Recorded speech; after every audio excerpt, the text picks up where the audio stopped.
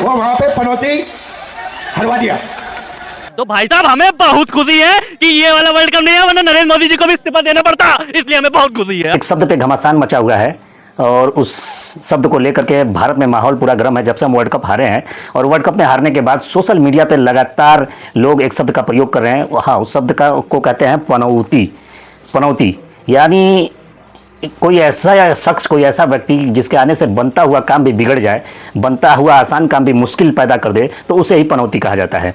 पनौती का शाब्दिक अर्थ पन प्लस अवती से मिलकर बना है, जिसके शाब्दिक अर्थ के तौर पर बाण के रूप में भी लिया जाता है। और गूगल जब आप करेंगे तो आपको मिलेगा कि जब कोई ऐसी चीज़ जो मुश्किल बढ़ा देता है या मुश्किल में डाल देता है, तो उसे ही पनौती कहा जा सकता है। कोई ऐसा काम जो अच्छा खासा काम चल रहा है और आपको उम्मीद है कि ये काम बेहतर तरीके से हो जाएगा, और उस पर कोई ऐसा व्यक्ति सामने आ जाता है कि जिसके आते ही वो बना हुआ काम बिगड़ जाता है, तो हम उसे अपनी भाषा में कहते हैं कि बहुत बड़ा ये पनौती है। या उसकी शक्ल हम देख लेते हैं तो उसे इस शब्द का प्रयोग से उस पर इस शब्द का प्रयोग करते हैं और उसे पनौती कहते हैं।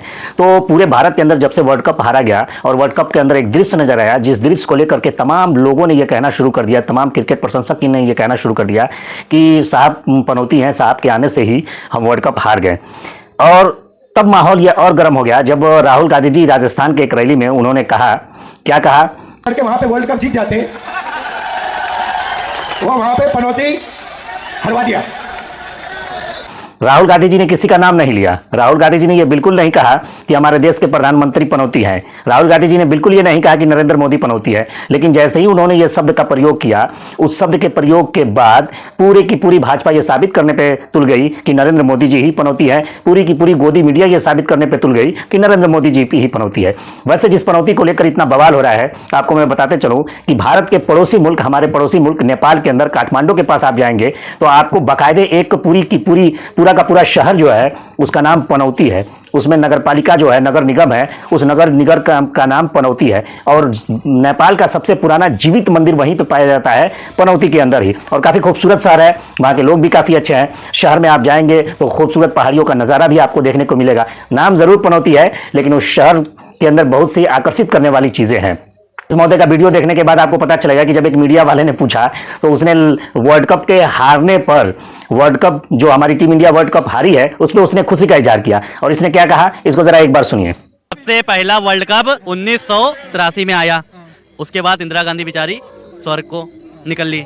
फिर दूसरा वर्ल्ड कप आया 2011 में, मनमोहन सिंह थे उस समय प्रधानमंत्री, उनको अपनी सीट से इस्तीफा देना पड़ा। तो भाई साहब हमें बहुत खुशी है कि ये वाला वर्ल्ड कप नहीं है, वरना नरेंद्र मोदी जी को भी इस्तीफा देना पड़ता, इसलिए हमें बहुत खुशी है। हमारा अब इसका ये लॉजिक है कि 1983 में हम वर्ल्ड कप लेकर आए और फिर इंदिरा गांधी जी चली गई, इंदिरा गांधी जी की हत्या हो गई, प्रधानमंत्री बदल गया। उसके बाद से इसका ये लॉजिक है कि 2011 में हम वर्ल्ड कप लेकर आए, फिर उसके बाद मनमोहन सिंह चले गए। अगर 2023 में हम वर्ल्ड कप नहीं लाए हैं तो भक्त ये सोचकर खुश गए कि हमारे मोदी जी बच गए, हमारे मोदी जी अब नहीं जाने वाले हैं। लेकिन एक लॉजिक और लग रहा है, और वो लॉजिक लगातार ये लग रहा है कि 1983 में भारत वर्ल्ड कप जीती, भारत वर्ल्ड कप के फाइनल में पहुंची, फिर इंदिरा जी प्रधानमंत्री से बदल गए। 2003 में भारत वर्ल्ड कप के फाइनल में पहुंची, फिर अटल जी निपट गए। 2007 में भारत वर्ल्ड कप के फाइनल में नहीं पहुंची, मनमोहन सिंह की सरकार बची रही। 2011 में भारत वर्ल्ड कप के फाइनल में पहुंचा और ट्रॉफी जीता, फिर मनमोहन सिंह जी की सरकार निपट गई।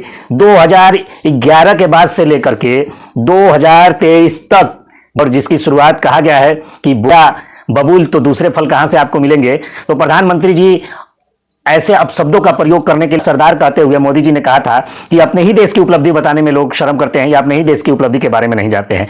तो मोबाइल आप खुद झांक कर देखिए कि हम किस मेड इन इंडिया मोबाइल इस्तेमाल करते हैं या अन्य देशों का इस्तेमाल करते हैं। लेकिन ऐसे शब्दों का प्रयोग उन्होंने कहा और फिर ये लड़ाई, ये फाइट शुरू है। और पनौती उसे कहा जाता है कि जो मुसीबत खड़ा करता है। 2014 के बाद भारतीय जनता के लिए, भारत के नौजवानों के लिए, चाहे वो अग्निवीर की योजना हो, भारत के किसानों के लिए, चाहे वो कृषि कानून हो, या भारत के व्यापारियों के लिए, चाहे वो जीएसटी हो, और तमाम जगहों पे जो भ्रष्टाचार आपको नजर आ रहा है, जो महंगाई बढ़ी हुई है, जो बेरोजगारी बढ़ी हुई है, जो नफरत का माहौल बढ़ा हुआ है, तो 2014 के बाद हमारे देश पे कौन सी ऐसी पनौती आ गई कि इन सब मुसीबतों का सामना हमको और आपको करना पड़ना है। गौर करिए और सोचिए कि पनौती कौन है। जय हिंद।